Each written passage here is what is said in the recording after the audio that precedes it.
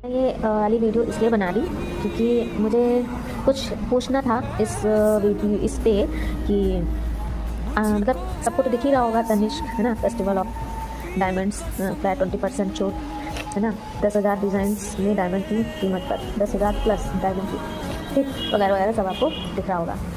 मेरे पतिदेव सुबह सुबह बैठ के न्यूज़पेपर पढ़ रहे थे, हमसे कहीं न्यूज़पेपर देखो ठीक। तो मैंने कहा मेरे को न्यूज़पेपर में कोई दिलचस्पी नहीं है, मेरे काम की चीज़ नहीं होती है। तो उन्होंने कहा कि काम की चीज़ों में क्या ठीक। तो मैंने बोला कि ये देखो ना, ये मुझे अच्छा लग रहा है, ये डिस्काउंट, ये इस पर डिस्काउंट्स वगैरह में मुझे ये अच्छा लग रहा है, ये देखो ना।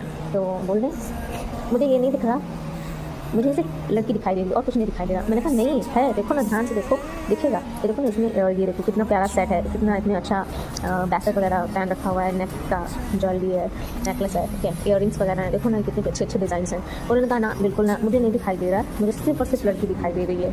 फिर कह रहे मैं सो के उठाऊँ ना, इसलिए मुझे दिखाई नहीं दे रहा है ज़्यादा, ठीक है। फिर किसी दिन दिखाना तो शायद दिखाई दे।